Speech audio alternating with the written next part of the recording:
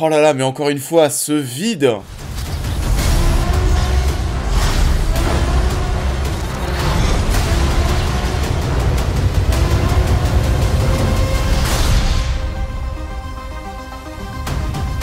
Bonjour à tous, j'espère que vous allez bien, on se retrouve aujourd'hui pour parler de Star Wars. Il sera question d'Ahsoka, la nouvelle série qui vient de se conclure sur Disney+.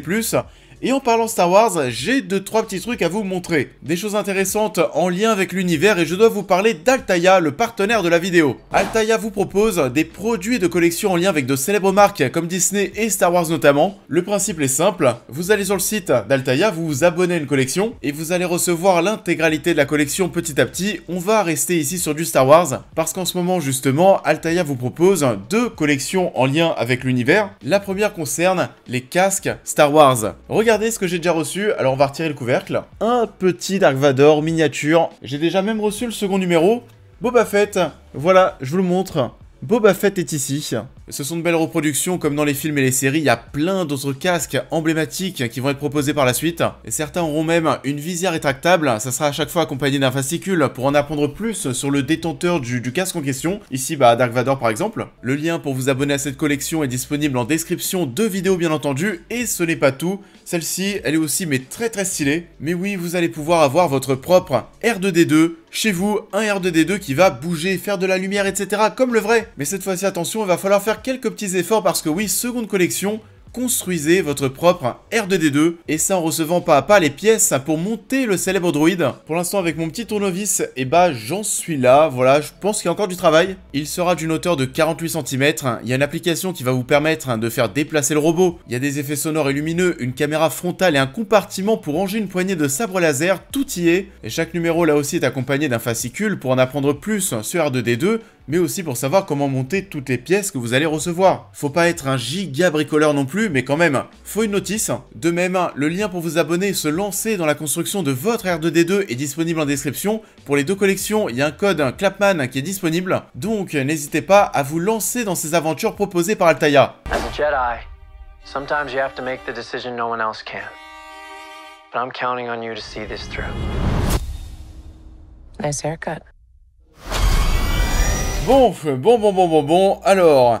Déjà, c'est vrai que les séries Star Wars sur Disney+, je me force de plus en plus à les regarder, je le sens. Pourtant, celle-ci, sur le papier, pouvait potentiellement m'intéresser sur Ahsoka Tano. Alors, voilà, Ahsoka Tano, déjà, premièrement, j'ai pas vu, alors, Star Wars Rebels, Clone Wars, même si je sais que c'est très important de les regarder pour regarder cette série Ahsoka Tano. Grosso modo, je connaissais simplement le design du personnage, et je l'ai vu, bien sûr, dans The Mandalorian saison 2. Elle a un caractère design qui est très reconnaissable et plutôt cool. Alors, cette série, si je dis pas de bêtises, ça suit Star Wars Rebels. Et j'étais en train de vous dire qu'ici je n'étais pas à jour, et en vrai j'ai vu pas mal de personnes s'en plaindre sur les réseaux. Alors oui, j'imagine bien qu'il y a des personnages qu'on découvre dans ces séries animées, que je n'ai donc pas vu, que j'ai découvert ici. Découvert ici pour certains, alors j'imagine que oui, je manque de background, je l'ai senti après. Ça m'a pas forcément dérangé pour tout vous dire. Il y a quand même une part qui est assez rageante parce qu'on sent aujourd'hui qu'il faut faire ses devoirs avant de mater une nouvelle série Star Wars. Et là on parle en plus de ça, mais d'une série, voilà, il faut rattraper des séries animées. C'est quand même des choses assez différentes. D'un côté les séries live, d'un côté les séries animées. Déjà que les séries live elles-mêmes c'est relou.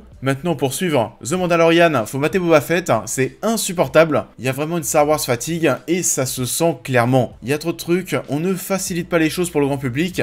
Cette série Ahsoka, vraiment, les gens ont l'air de s'en foutre. Et moi le premier, vraiment, les séries Star Wars, je commence à avoir de plus en plus de mal, il y a seulement Andor. Andor, c'était alors vraiment plus qu'ok, le reste, mais c'est finito. Cassian Andor.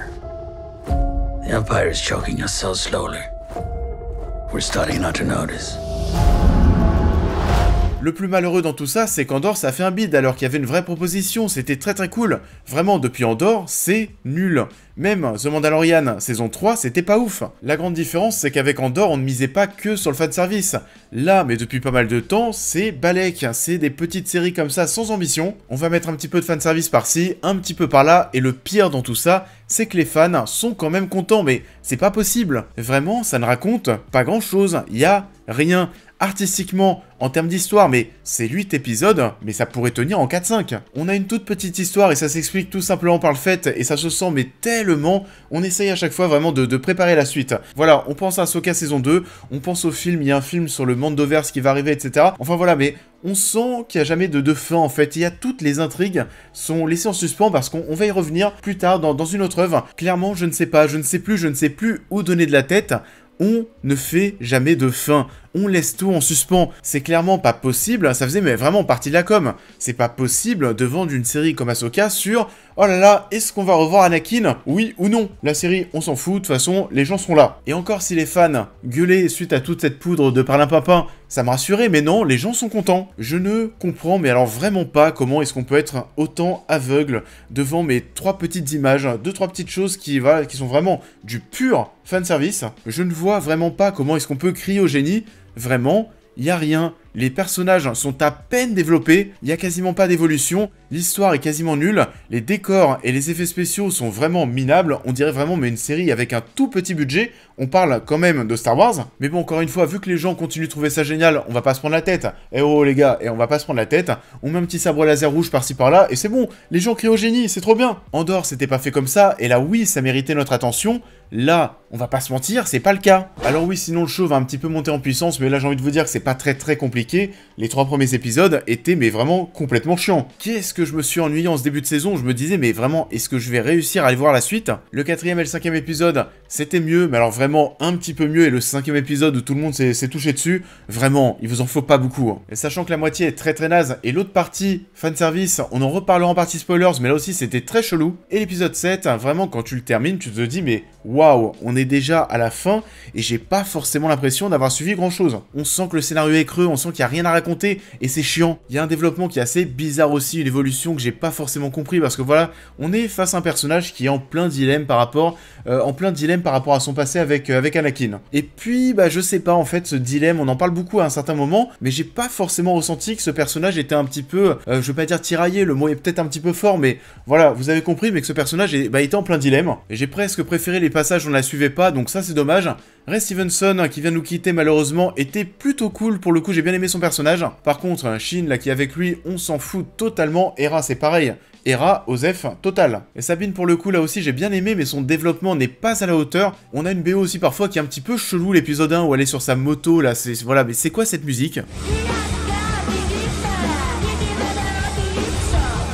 On avait déjà l'occasion de le voir dès les trailers, mais la photographie est toujours grise, voire inexistante. Visuellement, c'est pas dingue. Les combats sont toujours horribles. Pour la plupart, c'est mais tellement mou. Il y a des moments où Ahsoka force un petit peu sur ses traits de visage. Je ne comprends pas, ça sert à rien de forcer. C'est mou, c'est lent, on n'y croit pas. On a parfois un montage qui est horrible, on ne peut pas se repérer. Et sa technologie, là, le volume, vous savez, pour remplacer les fonds verts, ça se grille désormais, mais beaucoup trop.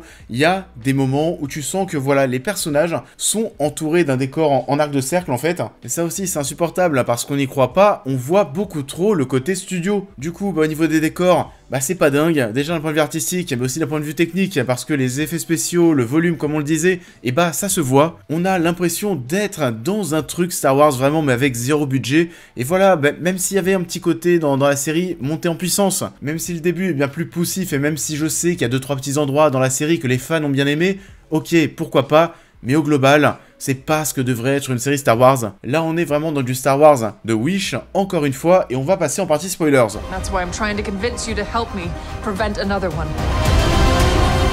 You and I both know who could help you with this. She's still just as stubborn as ever.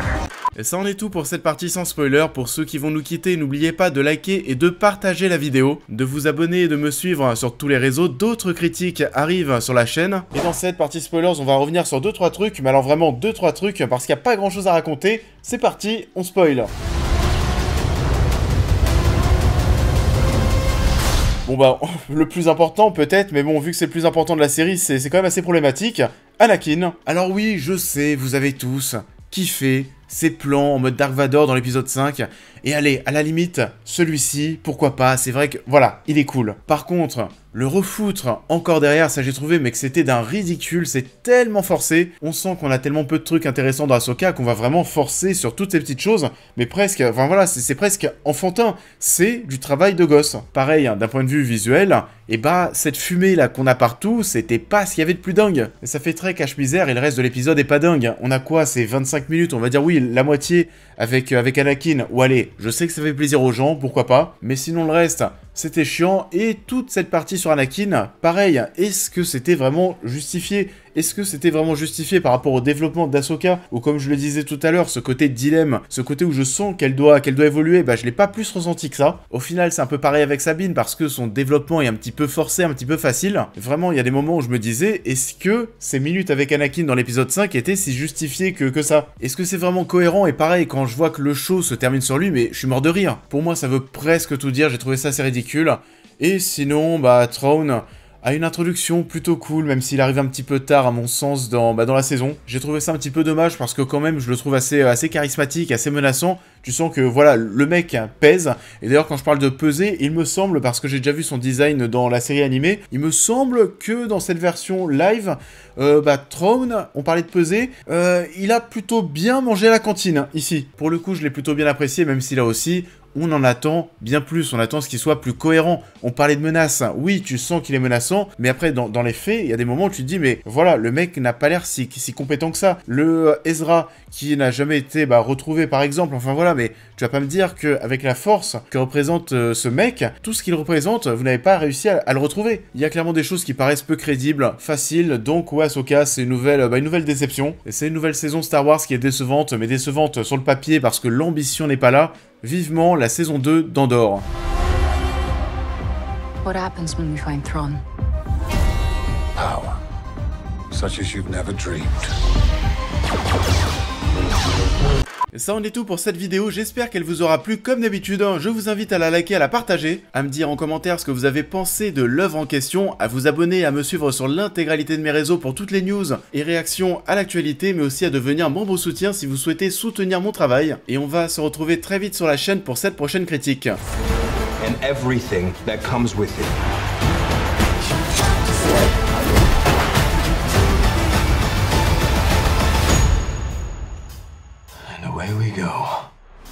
Et on va se retrouver très prochainement ce week-end pour parler plein de choses. On va parler dans un premier temps de The Continental. On évoquera de même Lupin partie 3. Peut-être qu'on fera un petit quelque chose sur le premier épisode de Loki saison 2. Ensuite on passera sur du jeu vidéo avec le nouvel assassin. Donc oui, il y a plein de choses qui débarquent et on en parlera bien sûr sur la chaîne. Je vous souhaite à tous une très belle fin de semaine et je vous dis à très vite.